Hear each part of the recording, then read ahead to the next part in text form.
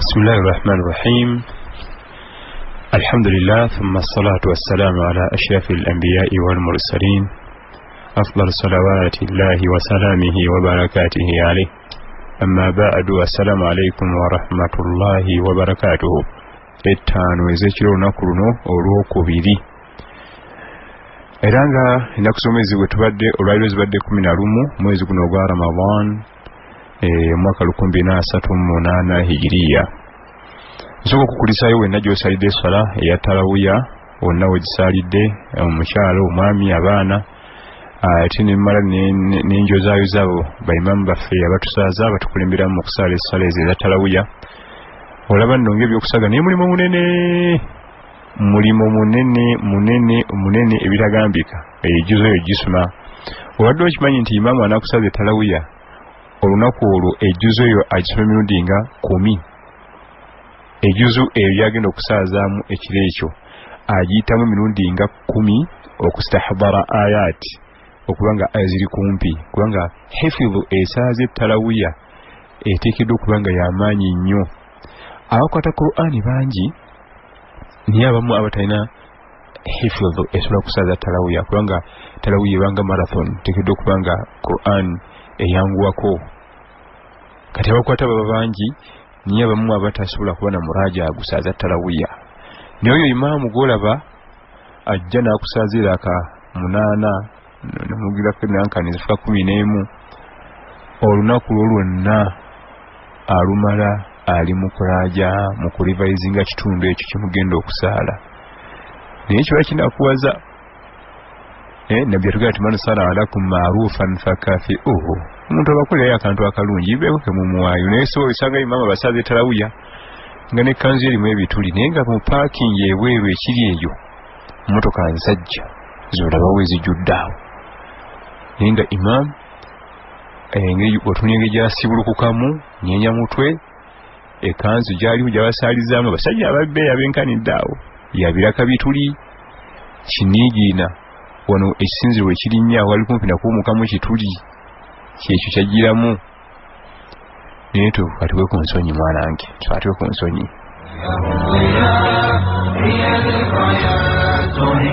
Tukatwe ku nsonyi naye nga njozayoza n'okwebaza olwebaza olw'enjawulo abo bonna abaimaamu bahafadhata kitab Allah, abakuuma ekitabo kya Allah ku mwoyo, abatukulembera mu musala ezo ez'ettarawiya mu bifo ebyenjawulo, nti mwebale temujjanga okwo, mugende maaso n'okuweereza ummatu Muhammad afdalu salawati llahi wa salamihi wa barakatihi alayhi. Olw'ensonga nti omwoyo gumuliko gwa bbeeyi, ebitagambika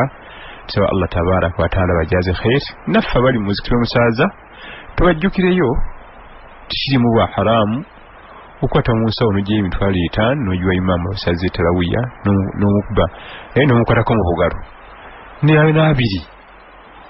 olite n'ogumu kusinzira enfunayo naye nga okubanga oba osiimye. Kale nno bannange ekiro kyaleero nze imaamu kyeni wano mu studios mu programu yaffe ya Transnight Dawa Special mwe tugenda okutambulira biidhinihi tabaraka wa taala gwe munaffe atuwuliriza wano ku mpewo za Pearl FM nga twejjukanya ebigambo bya Allah tabaraka wa taala. Mubadde ne mukulusozi wano Haruna mu salatu tarawihu nga tujijja Masaka eri ekulembera Sheikh Qasim Mutazindwa omu ku basomi ba Qur'an wano mu Uganda, abaffe enzaalo eza wano Qur'an somebwanga owulira ddala nti Qur'an oli yagiwa akadde n'agiwa buli kimu naba nga ajjamu ensoma efaanagana bwetyo gwe munaffe atuwuliriza.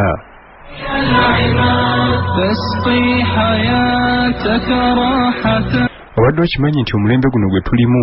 gwe gumu ku mulembe oguwuliriza ennyo yirimu. Ogenda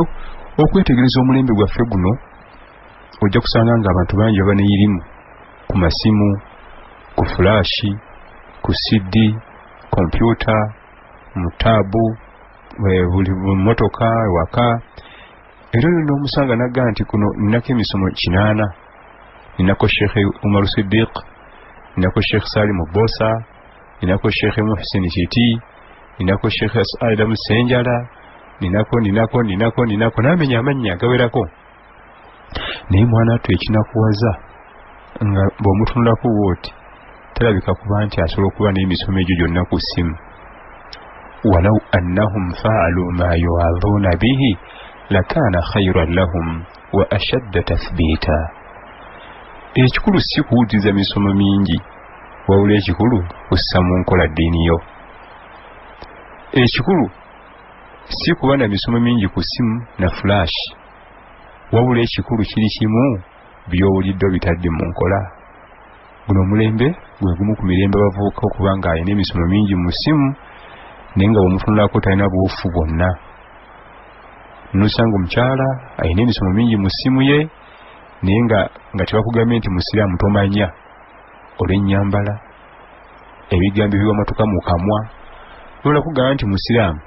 kati ate bamala okukulaba n'akutegeeza nga bw'alina emisomo gye mingi ku ssimu. Waliwo ne gwasomesa egindi ngulina, waliwo ne gwasomesa egindi ngirina. Ekikulu si kuba na misomo mingi ku ssimu na flash. Allah kyabadde atugamba nti baba kubanga bakolera ku ebyo ebibabuulirirwa. walau annahum fa'alu ma yu'adhuuna bihi lakaana khayran lahum. Baba kubanga bakolera ku mawaiva ago ge bababuulirira lakaana khayran lahum, kyekyandibadde ekirungi gye bali. Wa ashadda tathbiita, n'okubaleetera obunywevu mu ddiini. Niye obuzibuuliriddawa guno gwe mulembe gw'okunganya emisomo emingi ku flash ne ku masimu, naye nga tewali kye bitugasa. Okunganya bukunganya n'oyiwa okwo, ekyo si kyekikulu bannange. Ensonga eyo njagadde njikooneko olw'ensonga nti mulembe gwaffe tegubadde mubi mu kukunganya emisomo. Thraya Islam Media ebadde ekoze omulimu okutukunganyiza emisomo n'ekituusaako mu kaseera mpawe kaaga, n'esala clip nyingi n'eziteeka ku mikutu egy'empuliziganya. Babadde bagukoze, naye ffe tunakola gwaffe guluwa tuwuliriza buwuliriza ne tukomaawo, tuwuliriza buwuliriza ne tukomaawo, tetussa mu nkola. Ekikulu ennyo kye kiruwa? Kowulira kobossa mu nkola, kowulira kobossa mu nkola, kowulira kobossa mu nkola. Olwo nno tujja kuba nga tusomye eddiini yaffe, naye ekyo ekyokunganya emisomo emingi nga gyonna giri awo gijjudde naye nga tolina bu atharu yonna. Wabeera mwami taliko buufu bwonna bwa sunna za Nabbi sallallahu alaihi wasallam, niye akutegeeza nga bw'alina emisomo gyo emingi ebitagambika. Ensonga eyo eteekeddwa okuba nga etunulira n'eriso ejjogi eritagambika.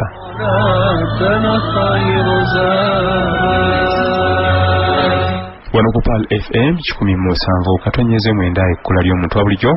Ekiro kya leero tugenda kubeera ne Sheikh Ismail Anjuki ali mu kkubo ajja nze nkwatiridde mu bukwatirizi katono.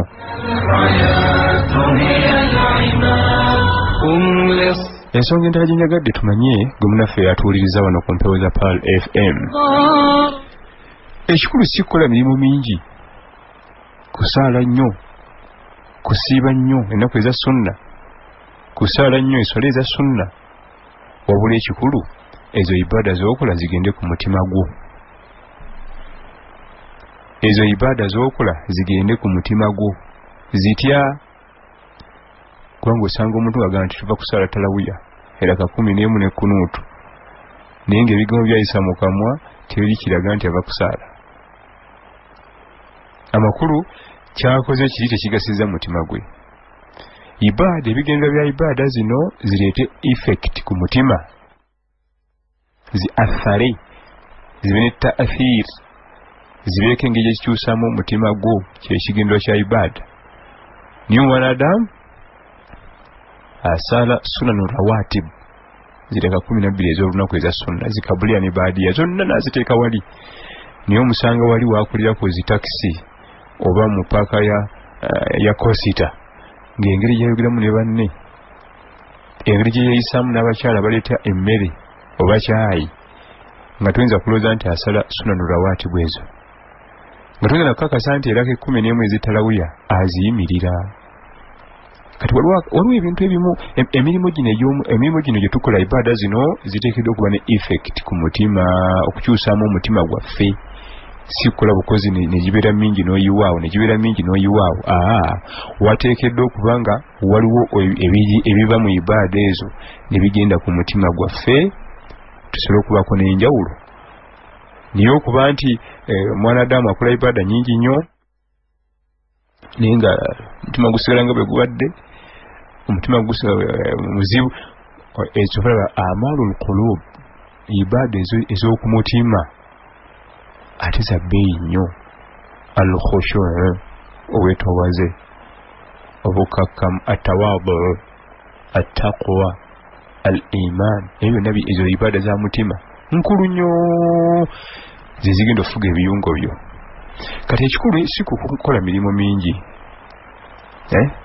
kyolwa Allah watugamba nti alladhi khalaqa almauta walhayata liyabluwakum ayyukum ahsanu amala oyo Allah yakola okufa n'obulamu nga kigenda kubagezesa alabaani anaakola emirimu emirungi so si emingi ahsanu amala emirimu emirungi so si aktharu amala si mingi emirimu emirungi gyegyo gigenda ku mutima omusajja naga nti bakusala talawiya ng'aliko obuufu obuva mu talawiya naye ava kusala talawiya bali mu kubaddayo n'alaba omukyala anyirira n'amwambalira bava kusala talawiya ate bakola fujjo ekiro mu luguudo bava mu talawiya talawiya bategasiza kati ekikulu bannange gwe munaffe atuuliriza wano ku mpewo za Pearl FM kwe kuba nti ibaada zino ziba n'obuufu ku mitima gyaffe ne zikyusaako ku mitima gyaffe so si kuzikola bukozi ne tuziyiwaawo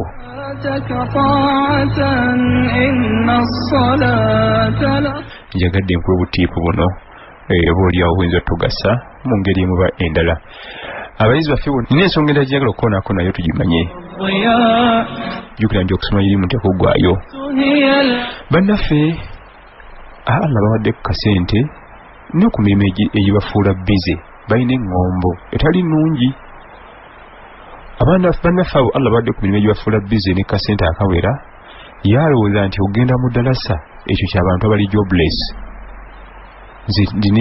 ebimmalawo sina budde bugenda mu madalasa nze nina ebinfuula bize abo bagenda eyo tebali bize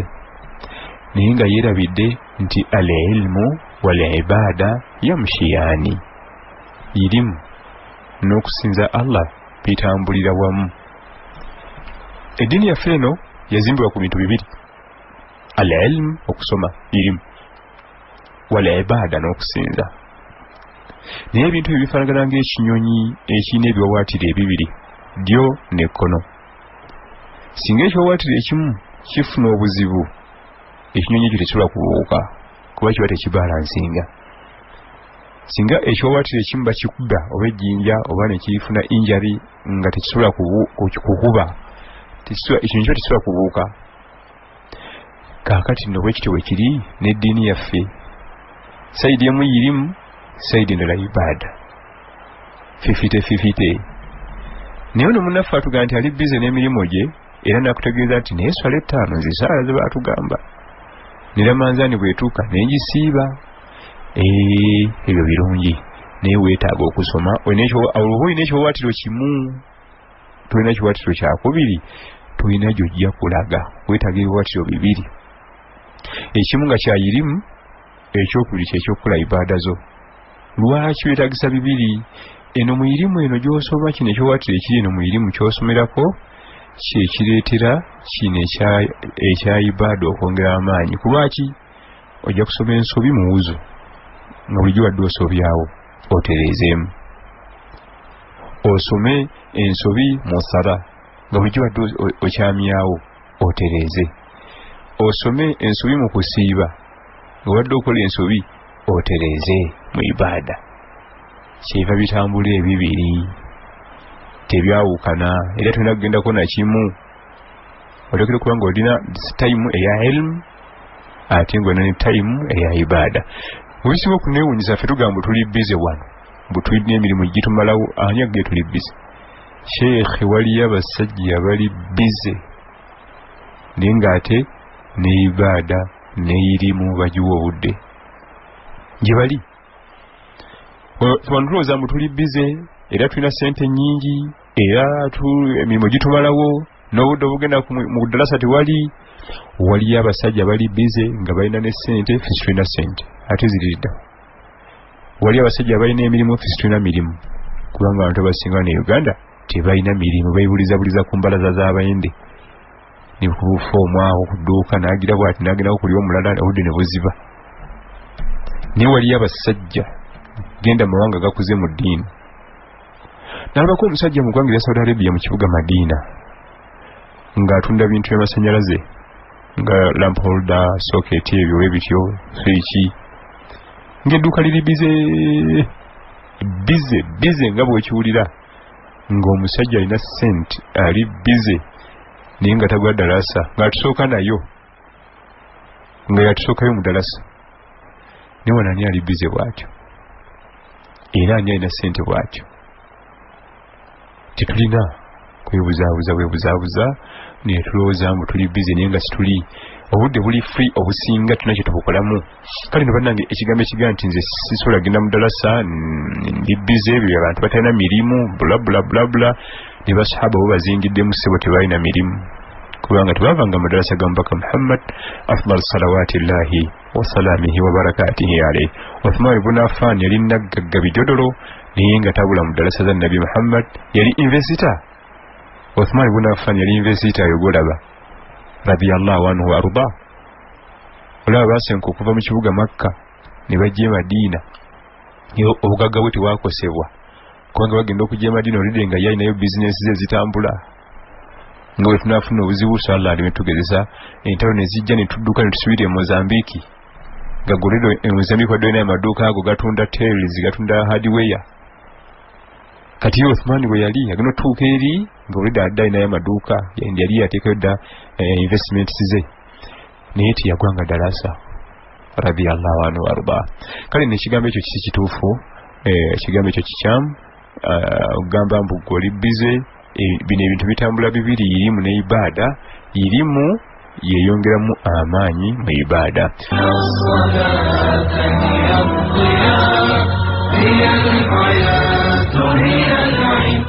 Eishwa Pal FM mu birala byonna okumanya gwe munafa atuwuliriza wano ku mpeo za Pal ntuna ekigambo kye al-ilmu wal iman okumanya ne imaani irimu ne imaani ebintu ebyo bibiri byanjawulo si buli alina irimu nti aba alina imaani mutasobola okuba nga asomye irimu ng'agirina naye nga imaani tagirina alina obunafu bungi mu nsonga ezimu alina obugayavu bungi era ekyo kyatulema okwawula nakyo era kyebabaga nti kale oyo sheekhe mulamba niraba byakola kiri kirala irimu yagisomye agitegedde naye tasobodde kufuna kutya Allah munafu mu ngeri muba endala kisoboka ekyo omuntu asobola okuba nga alina ilmu naye nga ate imaani nafu wabula ate abamanyi batukubiriza okuba nti imaani erina kuba wansi wa irimu imaani yo obukkiriza bwo bulina okuba nga tebuyisa irimu kubanga obukkiriza buli obuyisa imaani yo buli weyisa okumanyako oba ogenda kusobya nnyo lwaki al-ilmu nurullah oba al-ilmu nuru iri mu kitangaala kyekirina okukulembera imaani nekikuba light n'olaba biki byogenda okukola owa gy'olaga mu maaso kati bulwoga nti gwe imaani ebeere y'amaanyi nnyo eyise irimu ekitangaalo oba okiyisizza ng'otambulira mu maaso mu kizikiza ekitangaalo kiresse mabega nga wona ovuga emmoloka ekiro ng'ogyeko amataala emikisa gy'okukola ensobi mingi nnyo oba ogenda bitabula nnyo kale oteekeddwa okuba nga irimu eba waggulu wa imaani esobola okukumulisiza ebiseera ebisinga bino bye tuyita imaani kaali kyekyo kwe kuddira irimu ne tugiwanika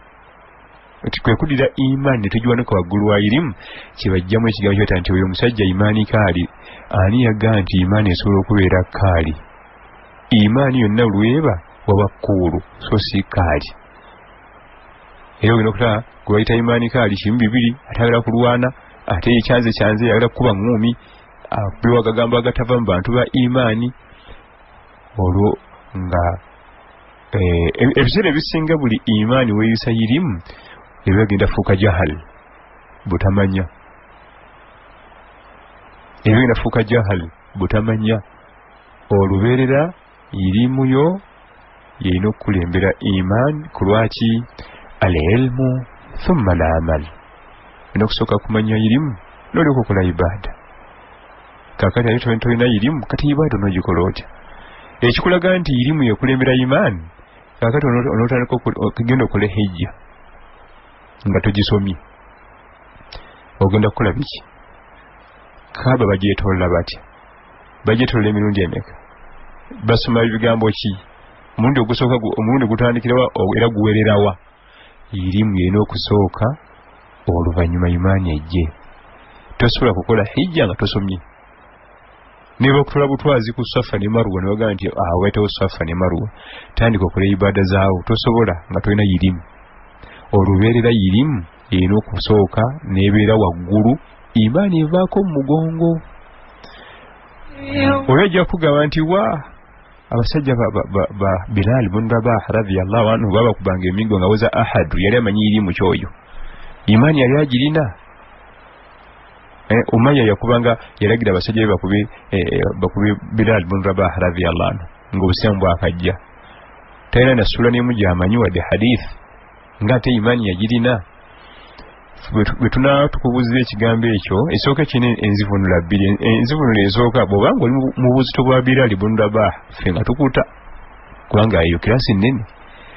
bw'obanga obuzito bwo ozitowa Bilal bin Rabah awo ffe tunanafukamira bufukamizi ssebo mukama wange kubanga weyite bannene ekyo kimu ekyokubiri ekyayogezanga Bilal nti ahad oba munkuba munzito bakiki Allah ali omu yali irimu gwe ate kyo yali akijjeewo yali amaze okusomesebwa nti bino byonna ebiruba ebifaananyi bibumbe byonna si Allah ali omu alitaliwa atulaba yali irimu tewuza nti yali takulira ku irimu yali akulira ku ilmu eyo irimu gye yali asomye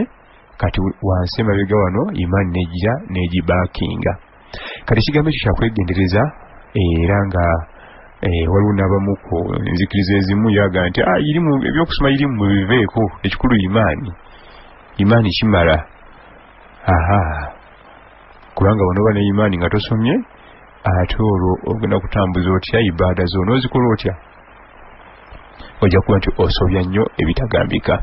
ebigambo ebikulu olubeerera irimu yeyina okukulemberamu imaani ate nga ku lwaki al-ilmu nur irimu kitangaala kama qaala ba'du salaf al-ilmu yaquudu wal-jahlu yasuuqu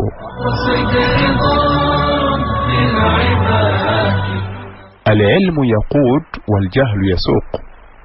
irimu ekulembera ate obutamanya bukuvuga buvuzi kiki bategeeza nti al-ilmu yaquud irimu ekulembera irimu eno buli ogisoma ekukulembera n'ekumulisiza mu maaso n'olengera haram n'omwewala n'olengera wajib n'ogenda obikole n'olengera makruhaati ebitamwa n'obyewala buli oba ng'osoma irimu ekukulembera mu maaso naye ate waljahlu yasuuqu ate obutamanya bukuvuga buvuzi amakulu buvugibwa buvugibwa tomanya gy'olaga oba haramu oba si haramu oba makruhaati oba si makruhaati tugende balikibera mu bitabo ku kiyama egyo etajahal yasuuqu ekuvuga buvuzi teweesalirawo era kyovalaba omuntu alina irimu niwaba agenze bugenzi mu supermarket kulya mmere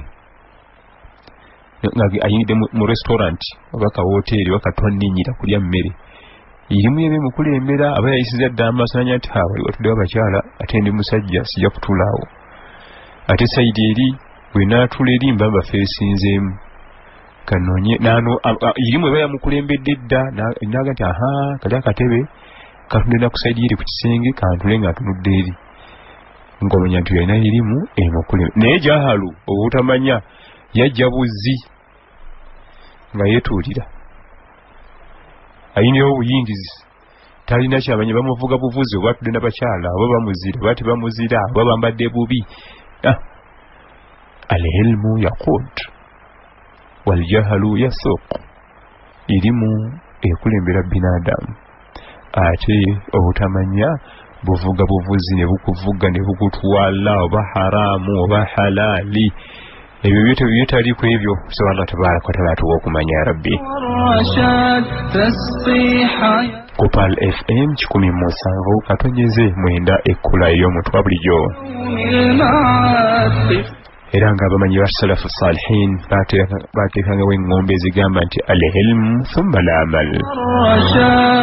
al-ilmu thumma al-amal wenda kusooka kusoma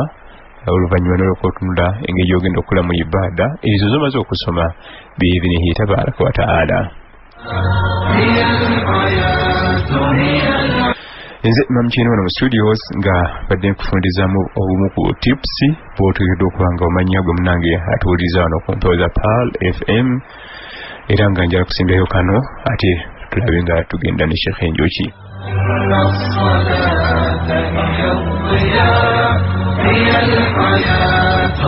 tuli mwezi gwa Ramadan al-Mubarak tusaba Allah tabaraka wa taala atuwe ebirungi ebiri mu mwezi guno tuguganyirwemu ebimu ku bigambo byabwe basalafu ebisana okuwandiikisa zaabweka olw'ebbeeyi ebirimu nya tugamba nti toyinza kugenda na ssente zo mu ntaana ensimbi toyinza kugenda nazo mu ntaana ofa khalaasi zirasigala naye ate ekyewuunyisa osobola ziteekayo ne zikusookayo ne zikwaniriza olina possibilities olina emikisa olina chance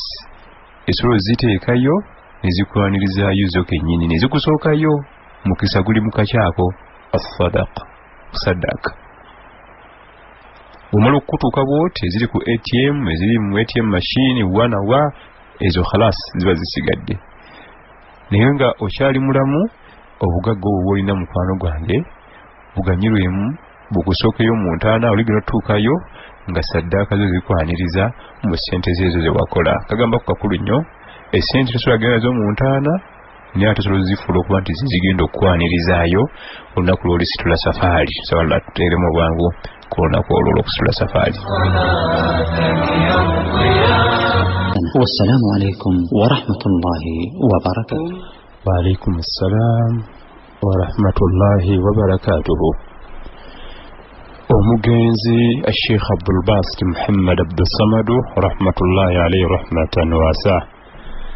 يزاركم من دابل المسانف ونقلكم لشنا منانا يلي مسلم القرآن كفر abangi tebategeera byebyasoma ne bamuvuunula mbu era azanyira mu Qur'an al-Karim ebyo byonna by'owulira yali ayolesa bukugu bw'okumanya okusoma Qur'an al-Karim omugenzi Sheikh Abdul Basit Muhammad Abdul Samad rahmatullahi alayhi rahmatan wasa musajja mu Misiri yennyini oli wawu era nga tugaza okundabira mu musanvu na Allah namutwala tumusabira Allah musasire byamusobako yali mukugu wa kusoma kitabo kya Allah al-Qur'an al-Karim acha asomeddemu sura eyo ezimu ku tasome sura namba wabula ezimu ku aya ezimu suratu al-Ghashiya banji balowooza mbu yali azanyira mu Qur'an tewali muzannyo n'akatono ebyo byonna by'owulira bukugu bwerere Allah ali yamuwa nga yategera Qur'an n'enjatula zaayo zonna kiweta qiraat kubanga n'enjatula ezisoma mu musanvu yali yabitegera bulungi nnyo era kyoladde mabega n'addamu n'ademabega n'ajatuza bulala n'addayo n'addemabega n'ajatuza bulala n'addayo n'addemabega n'ajatuza bulala awo bonna yali ayolesa bukugu bwereere mu kutegera ekitabo kya Allah tabaraka wa taala tumusaba naffe Allah tabaraka wa taala akituwe ati naffe tukitegeere gwe munaffe ali ku mpewo za Pearl FM 17 katonyeze mwenda ekkula ly'omuntu wa bulijjo nze Imam Chino wano mu studios ne bino nabyo bikulu twetaaga okuba nga tubimanya Allah tabaraka wa taala mu bimu ku byagamba Nabi Muhammad sallallahu alaihi wasallam abenga abiddingana nnyo yamugamba nti waqul rabbi zidini ilma waqul rabbi zidini ilma gamba gwe Muhammad sallallahu alaihi wasallam nti omulezi wange Allah nyongera okumanya waqul eyo fi'l amri yamulagira kiragiro nti beera ng'oŋŋamba beera ng'onsaba nkwongera okumanya makulu ki agafumbekedde awo oluberera tulina okunoonya okumanya tusabe Allah twongere okumanya waqul rabbi zidini ilma surati Taha nga epapula olusembayo ng'eggwako surati Taha epapula olusembayo naye nga tonnabikule ne wasembera ddala namugamba nti ddiŋŋana nnyo ekigambo nti ayi Allah nyongera okumanya irimu eyo gy'olaba eringa mubisi gwa njuki bwe kakutanda n'ojyogigwamu obufu bwayo engeri gyewoomerera bayinza n'okugamba nti omusajja agudde ddala oyinza n'otunda byonna by'olina ogenda onoonya irimu kubanga ewoomerera naye ebbanga ly'omala nga tunagikombako ekiwoomeza kyayo oyinza obutakimanya naye koolikigwamu eyo mmoloka osobola ogitunda eyo piki osobola ogitunda osobola n'okutunda ekibanja nebagamba haja abadde ki ebintu ebyo byonna bitunze agudde eddalu ng'okombye ku kiwomereze kyayirimu eyo ate irimu kye yakulira buli wobanga ayagala okugezaako kugitegeera gy'okoma okuzuula obunafu bwo ntolina ky'omanyi era abantu abategeera ate ennyo eyirimu ennyo ennyo ate baba bakakasa nti tamanyiddeeko ddala wadde naye ffe bannakunkunya edda ng'ensolo y'okumugugu ffe tulowooza mbu tumanyi irimu tosobola nakweza hadiisi 15 mu mutwe tosobola nakusoma juzu 2 mu Kulaani naye mbunira irimu eriridde wajama tosobola kutuula mu kifo n'osoma juzu 2 mu mutwe nga zeekutte ziriraaniganye tokisobola tosobola kweza hadiisi 15 mu mutwe mbunira irimu kyola ate bali baalibaani bayibunu baazi rahmatullahi alaihim jamia bo baakizuula nti kulwaki fomula ya irimu buli weyongera ogimanya gy'okomya okuzuula nti togimanyi buli weyongerako okumanya Imam Ahmad ibn Hanbal nzala ya Iraq musajja yali musajja mu Iraq abamuzala mu mwaka 1064 hijiriya Imam Ahmad ibn Hanbal yumu ku bamanyi bayirimu ensasagge banja sabiggwa batagambikako mu umma eno naye lumu yagenda mu katale agula oluku n'alusa ku kibegabega alutwale waka ayase omukyala afumbe ekyokulya abaafite atadde oluku ku kibegabega atambula agenda ayita mu katale abayizi bamugamba nti sheekhe sijja kukkiriza kusitula luku olwo tujja kuswala sheekhe ow'amaanyi mu irimu bamulabe nga asitudde oluku leeta tulukwate yagaana naga mundeke zindi musajja masiikini sina kyemmanyi sina irimu sina kyenzitowa mundeke nkwate oluku lwange bamugamba nti tujja kukkiriza kusitula luku olwo katulukuggyeko bali Baghdad ekibuga ekikulu ekya Iraq oluvannyuma ng'agaanye yaddingana ng'ekigambo kimu nahnu qawmun masakin ffe tuli bamasiikini bajama ku kitiibwa kyalinayo Imam Ahmad nga bw'omuwulira atadde oluku ku kibegabega ate mwana tukye yakola kyaleeta ate okumwongera ekitiibwa mu bantu fuli kyayinza okugaa nti kinswaza ye kyamwongera ate ettutumu kyamwongera kitiibwa kubanga akatale konna kakyankalana yakyankalanya akatale yakakyankalanya atya anti buli omu yali akola yabivaako atunuulire Imam Ahmad nannyini irimu nannyini kitiibwa nga bw'asitudde oluku alutwala aludde ku kibegabega abazze okugula babivaako ne batunulira Imam abatunzi babivaako ne batunulira Imam bagenda okumaliriza ng'akatale bataddemu kolido olukuubo bayimiridde ebbali w'ekkubo n'ebbali Imam Ahmad ayita wakati bw'ati atwala ne babuuza ki ekigenda mu maaso Imam Ahmad yeetisa oluku ayita mu katale kyakuyiga ki ekiri mu kiso eyo obwetowaza abasajja bwe baba nabo musajja alimun jalil Imam Ahmad amanyi w'amaanyi otunira butuniza ebitabo byokka bye yatuwandiikira n'otegeera obugazi bwe mu irimu naye wulira akugamba nti ye talina irimu kati irimu mwana wange bweto yakula buli wogezaako okugitegeera y'okomya okuzuula obunafu mu yo kano sindakana kano sikalina kano nze nkwedeyo yakweberako kimu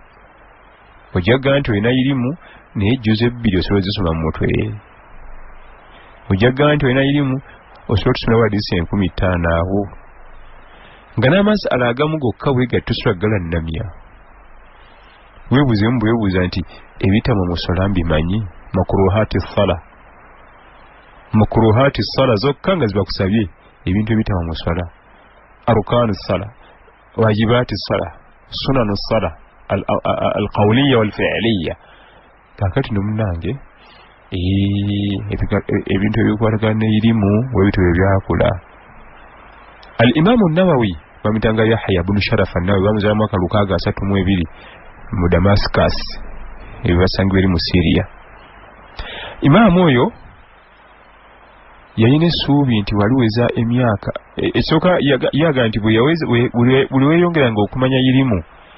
gye yakumyanga okweyongera ate okwagala otula mu ddalasa ng'ategedde ekibonerezo ekigirimu.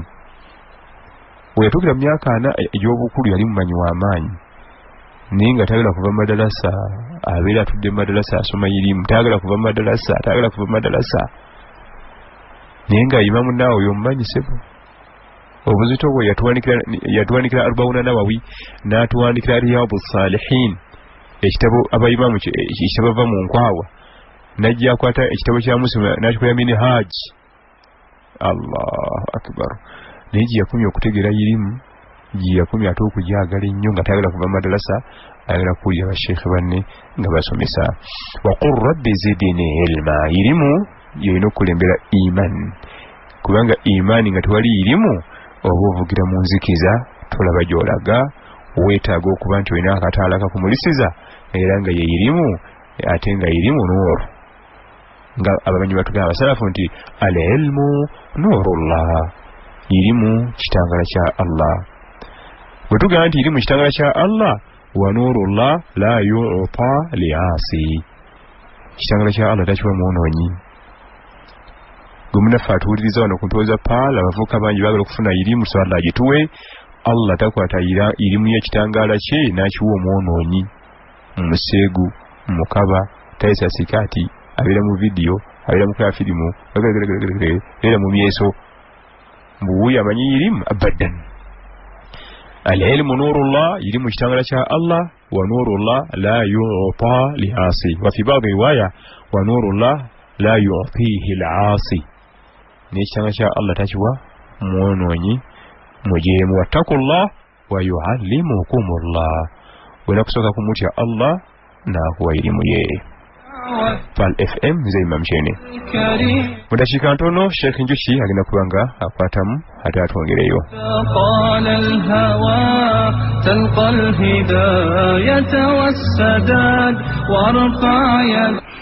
Assalamu alaikum wa rahmatullahi wa barakatuh. Wa alaikum assalam wa rahmatullahi wa barakatuh. أحمد الله تعالى إليكم وأصلي وأسلم على سيدنا محمد وعلى آله وصحبه أجمعين. آمين يا رب. baganda bange mwenna bampuliriza bakadde baffe abali ku radio yaffe ekitiibwa gisa Allah subhanahu wa ta'ala ajongera amaanyi. Amin ya rabbi. esobola okwongera okutangaaza eddiini eno Busiraamu esobola okubanga abantu bongera okugiyiga. Mbaddeko n'omuganda wange olwaleero akawungezi nayogera ekigambo ekinsanyusiza ku kigambo kya radio eno. Nagamba nti alhamdulillah Allah yatuleetera radio Pal. Kubanga luli ilmu nga obadde ojjogerako. Yagamba nti luli ilmu twabanga tugisoma naye nga tulina okugitambulira. Naye kati olwaleero obeera wooli wonna bw'obanga wiwaddeyo okuyiga waakiri. Toyinza kuzibya nga tukoze eki nga toyize kubanga luli darasa abantu bazituulangamu katugabonna ku Sande. Olaga nti Sande luno mujje tugenda darasa egenda kubeera gindi oba ku Juma darasa egenda kubeera gindi. Naye kati bagamba nti olwaleero oteekako radio Pal n'omanya ilmu nga bw'egenda okutambula seekono n'avaako n'omanya seeko mulala agenda kuddako mu budde bwe buti. Masha Allah. Kale ekigambo ekyo kigambo kikulu nnyo bw'akyogedde nengamba alhamdulillah Allah yebale yatuleetera Pal. Kale ninyongera okusaba emikutu emirala gyonna egy'Obusiraamu radio z'Obusiraamu zonna zisobole okubanga zikwata omumuli guno ogwa Pal naye gwekutte tusobole okubanga tuweereza. Ekisinga okubanga kikulu ku radio zino ez'Obusiraamu buli radio y'Obusiraamu yonna weeri kyandibadde kirungi radio zino zimanya abantu beziweereza constituency yaazo n'okusobola okumanya abantu baagala ki. Kubanga bw'oba tutegedde bantu bo kye baagala oyinza okuteekako gwe ku radio ebintu by'olaba ng'oluusi osuubira nti oba oli awo abantu bye baagala naye ng'ate ebyo byoteekako abantu tebabinoonya eyo gwe gy'olowooza nti gye biri. So n'olw'ensonga eyo tugende mu maaso nga twongera okuwuliriza, tugende mu maaso n'okuba nga tuwaayo obudde bwaffe bwonna okuyiga eddiini yaffe eno Isiraamu. Imaamu weebale okubanga omulimu gukwasizza maanyi, tukusabira Allah subhanahu wa ta'ala akwongere. Allahumma amin. Osobole okugenda mu maaso obeere nga oyongera okugasa eddiini eno Busiraamu. Amin ya Rabbi. Kyenjagala okutandikirako nga badde bw'ojja oyogera ekigambo kya ilmu, kyenjagala okutandika nakyo, njagala okugamba abasiraamu abatuuliriza mwenna olwaleero ekigambo kya ilmu nga Sheikh wabadde ajja akyogerako, tukikwase maanyi. Mbadde nja oluusi nkijjukizaako abantu oluusi gye ntera okuyita nti kati olwaleero amaka agatalina sheekhe, amaka ago gabeera makendeevu saidi yaffe y'Obusiraamu. Agatalina sheekhe gatya? Agatalina muwalimu, agatalinaamu muwalimu mu famire yaabwe mu musaayi. Kwegamba abaana bebazadde. Kyentegeeza olidde kwegamba owamu n'okubanga bwe nali mbala emyaka omuwalimu emyaka omuntu okufuuka omuwalimu atandikirwako gye yeetaaga, myaka si mingi, myaka giri 13 gyokka. Gitya? Twabala emyaka 7 gwa primary, ne tubala n'emyaka 6 omwana yasunja secondary, gy'emyaka 13. Omwana agenda okuva mu biraali, obuwalimu aba bukoze eki? Abeera abutandise. Kati omuwalimu oyo gwe mbeera mulina mu famire, omulimu gwe gwalina gubeera munene nnyo, era ffe atwanguyiza nnyo nga ffe bawalimu banne. Buli we wabeerawo ensonga mu maka ago agalimu omuwalimu oyo, ebintu byanguwa, kubanga aba amanyi ebikola ki byonna ebintu ebitandika. Naye bw'ogenda mu famire nga temuliimu muwalimu, buli kintu kyonna ky'abantu ky'obagamba obeera olwana nabo bulwanyi. Kangu ekyokulabirako olaba oluusi mu kufiirwa nga waliwo okufiirwa mu famire nga mulimu omuwalimu. Omuwalimu omugamba bugambi nti Obusiraamu bugamba bwe buti, n'awuliriza. Obusiraamu bugamba kino, n'awulira. Ne mugenda mu maaso. Kati olwaleero omukolo nga guli mu maka, katugambe nga gino emikolo olwaleero egy'embaga gy'olaba oluusi gye tukola egy'akatogo, amaka gabeeramu omuwalimu, oluusi oyanguyirwako n'omutegeeza nti wayi omuwalimu ensonga z'Obusiraamu zitambula bwe ziti, n'awulira kubanga aba akimanyi. Naye bw'ogenda oluusi mu maka nga tegaliimu muwalimu, tegaliimu njigiza ya Busiraamu, gabeera mazibu. Bakuyita gwe seeka kyeyune ne bagamba jangu ku mbaga yaffe, n'ogamba kaŋŋende mukwano gwange yakoze eki, yampise. Kati bw'otuuka emikolo gy'embaga we gitandika, oluusi ogenda okutuukawo nga waliwo ebidongo biri awo bivuga. Sheikh Kyeyuna alhamdulillah sanso okulaba, tukusaba ojja otuwane edduwa eggulawo omukolo gwaffe guno. Mu kukuyita oli ajjana kati gw'ojja otambula, oli n'alagira oli abeera ku byuma, wali babayita bassebyuma, n'agamba ssebyuma seeka muwa akayimba akamukola ki akamuleeta. Nojja n'oyogera ebigambo bya Allah, n'osomesa ebigambo bya Allah, edduwa n'ogisoma, eyajjidde kayimba anti lubagenda anti kyenkulaga. Kati bw'oba oddayo ne bagamba muwa akamukola ki akamuzaayo. Enkola efaananako bw'etyo, nkola si nnungi bu saidi yaffe y'Obusiraamu. Era omuwalimu oyo oba omutyobodde nnyo azze kuleeta bigambo bya Allah, n'omuleetera mu nnyimba, ate ne mukuddayo n'omuddizaayo mu nnyimba, kigambo ekyo kiba tekirabika bulungi. Naye mwaka ago bwe gasanzemu omuwalimu n'omutegeeza muga nti Allah agamba bw'ati, weekitiibwa sallallahu alaihi wasallama ayogera bw'ati, awulira mangu. Wakiri ebintu ebikola ki ne bikendeerako. Mbebaziza mwenna abatuuliza, Haji Twaha Kikambi Makindi awo nkwebazizza okuba nti owuliriza. Gavana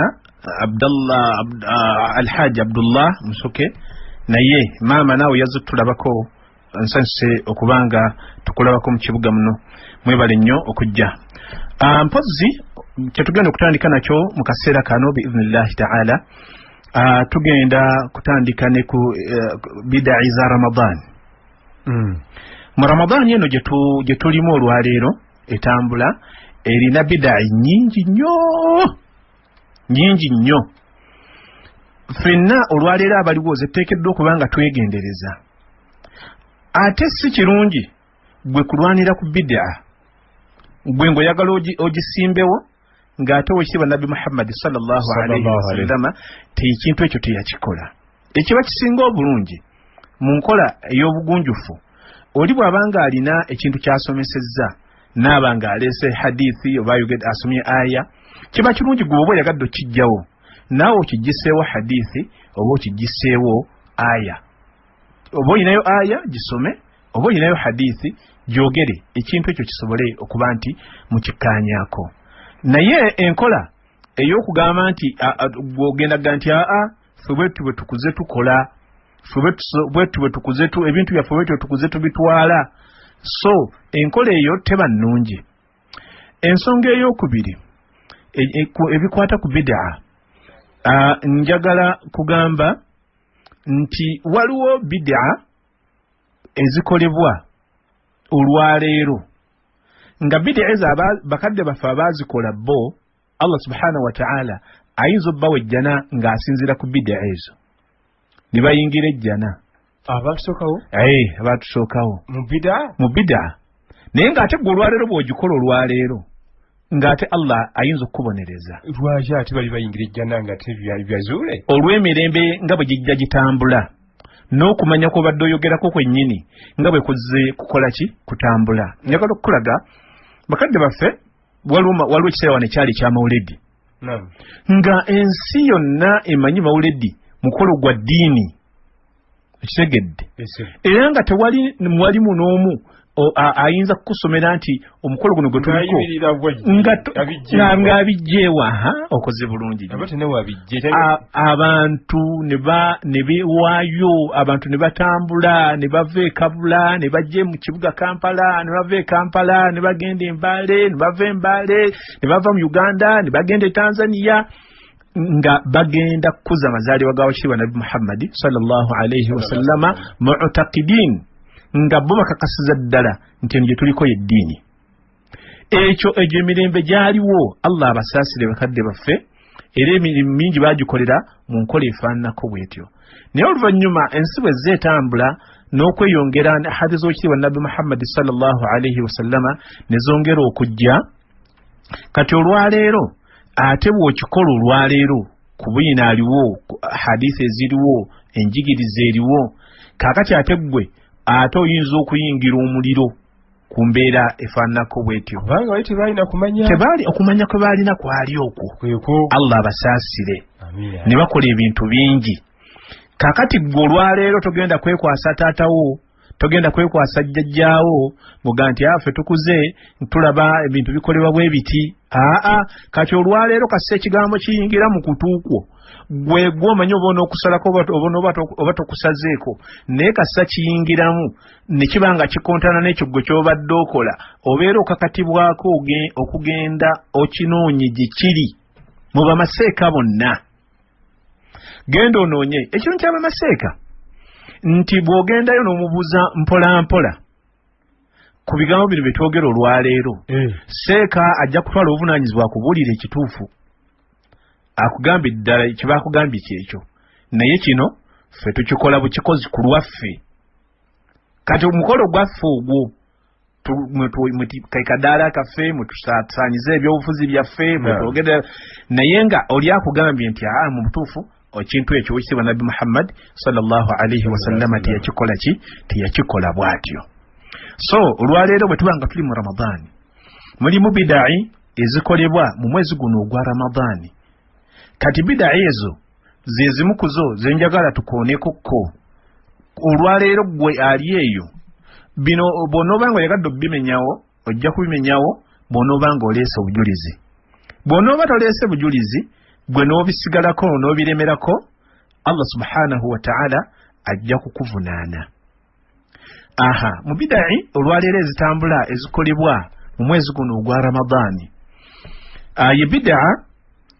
ey'okuba nti tuba nga tumaze okusaba salaamu mu buli swala, ng'abantu tutandika tujjawo azikaari w'Ekitiibwa Nabbi sallallahu alaihi wasallama ze yayigiriza, ziteekeddwa okuba nga tusoma. ne tuteekawo ekigambo ekirala olusaza salaamu assalamu alaikum wa rahmatullah assalamu alaikum wa rahmatullah omuzikiti gwonna ne gutandika ashhadu an la ilaha illallah astaghfirullah nas'aluka aljannata wa na'udhu bika minan nar allahumma innaka afu tuhibbul afwa fa'fu 'anna ashhadu an la ilaha illallah astaghfirullah nas'aluka aljannata wa na'udhu bika minan nar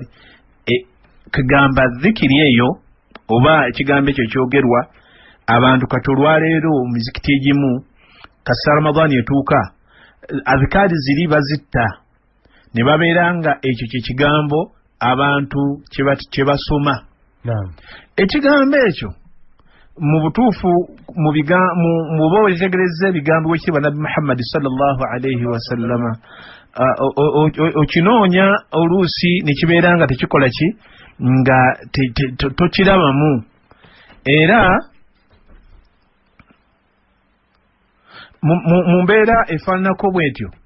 nekibeera nga obeera bw'obanga okireesemu eyo embeera efaananako bwetyo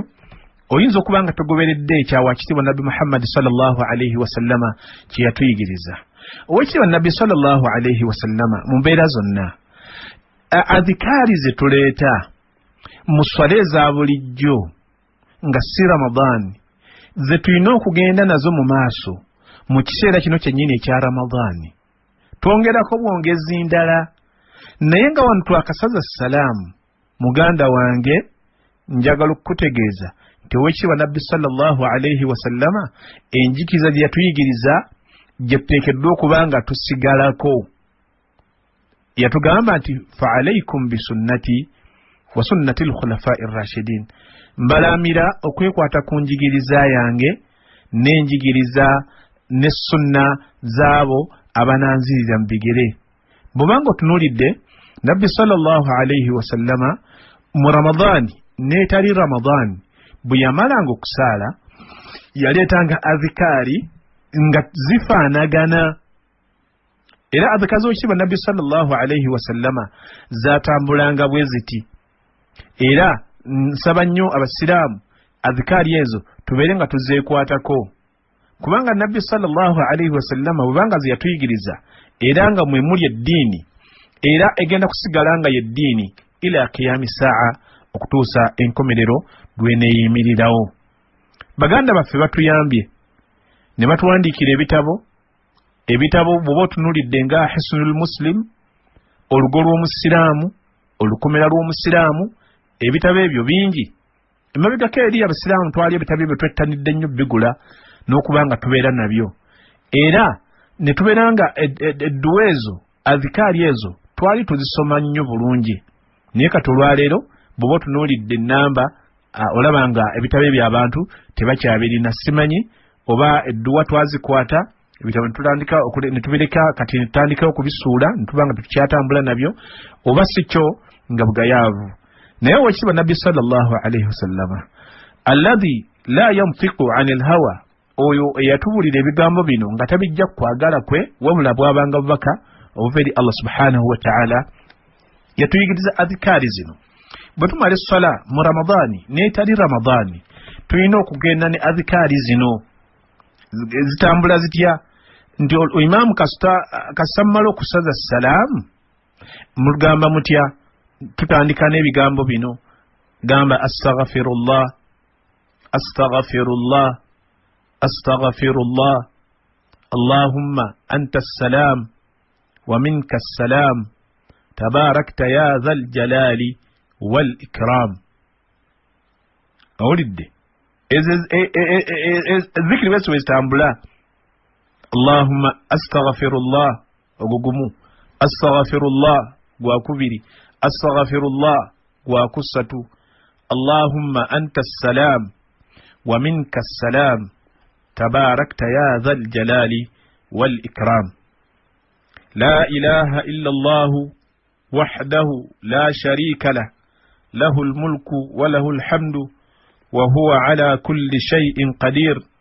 اللهم لا مانع لما أعطيت ولا معطي لما منعت ولا ينفع ذا الجد منك الجد لا إله إلا الله وحده لا شريك له له الملك وله الحمد وهو على كل شيء قدير لا حول ولا قوة إلا بالله لا إله إلا الله ولا نعبد إلا إياه له النعمة وله الفضل وله الثناء الحسن لا إله إلا الله مخلصين له الدين ولو كره الكافرون bw'omala ebigambo ebyo n'ogenda ku kuleeta obulaadi subhanallah walhamdulillah wallahu akbar subhanallah walhamdulillah wallahu akbar ebigambo ebyo ebisatu buli kimu okireeta emirundi 33 muzimu ku ndeeta zaakyo waliwo eya33 oyinza okukireeta emirundi 25 buli kimu oyinza okukireeta emirundi 10 buli kimu oyinza okukireeta emirundi 11 buli kimu ngamba subhanallah walhamdulillah wallahu akbar kakati obuzibu obuli mu bigambo ebyo nga tubireeta olwaleero kwe kubanga abamu tubiteeka mu sipiidi y'amaanyi nnyo gwe n'oba nga tolina kyowulira muntu kyasoma okugjako okusiiya obusiiya kwegamba nekibeera nga oluusi owekitiibwa nabbi sallallahu alaihi wasallama kyeyagala tubeere nga tufunamu nga oluusi oyinza obutakifunamu ekyo kigambo si kirungi ebigambo ebyo tulina okubireeta nga tubyatula nga biwulikika ate buli muntu ng'obireeta ku lulwo ggwe nga ggwe si nkola eri ey'awamu kubanga enkola ey'awamu sipiidi oluusi imaamu gy'abeera atutwala ebeera y'amaanyi kati nga gwe tosobola kubyatula nga imaamu oluusi sipiidi gy'aba akitwala so nga ne bwe wandisobodde owekitiibwa nabbi sallallahu alaihi wasallama ekya sunna kye tumuyigako ku adhikaari zino zonna oluvannyuma lw'essala ekisooka kwe kubanga adhikaari ezo zaaleetebwanga mu lwatu kyekisooka ekyokubiri naye ng'ate buli muntu azireeta ku lulwe hadithi emu etugamba nti twamanyanga okuggwa kw'essala y'owekitiibwa nabbi sallallahu alaihi wasallama n'okusitula kw'amaloboozi g'abantu basahaba abaasalanga naye olw'okusitula amaloboozi nga baleeta adhikaari ezo naye nga furadan nga buli muntu azisoma lulwe astaghfirullah buli muntu aleeta lulwe ng'ebigambo tuze tubyogerako buli muntu abisoma lulwe naye nga eddoboozi lyabisomeramu noono oluusi munnaakuliraanye asobola okuba nga awulira era omuzikiti gwabeerangamu amaloboozi ago aga adhikaari ezo nga bwe tugambye nga akuliraanye awulira naye wamu n'okuba nga buli muntu azireeta ku ye ng'omuntu kati otuba ku bigambo bino subhanallah walhamdulillah wallahu akbar ebigambo ebyo nga bwe nkugambye oluusi imaamu waliwo otuuka mizikiti egimu nga imaamu yatukulembera nga bwakireeta nga tutambula naye subhanallah subhanallah subhanallah subhanallah wabihi nasta'in alhamdulillah n'akyusa naye nga eyo nyini enkola eyo owekitiibwa nabbi sallallahu alaihi wasallama teyagituyigiriza kuba nti tukikola bwe tutyo ebigambo tubireeta naye nga buli muntu abireeta ku lulwe ate nga olina okukakasa nti obireese bulungi byatule bulungi subhanallah subhanallah subhanallah alhamdulillah alhamdulillah alhamdulillah allahu akbar allahu akbar allahu akbar byatule bulungi ebigambo ebyo bisobole okuba nti byatuka biba nga byatuse bulungi awo nno ojja kuba ng'otuukiriza bulungi omulimu ogwo naye nga bwe nkugambye tituyinza obireeta emirundi 33 buli kimu bw'oba olesa emirundi 33 buli kimu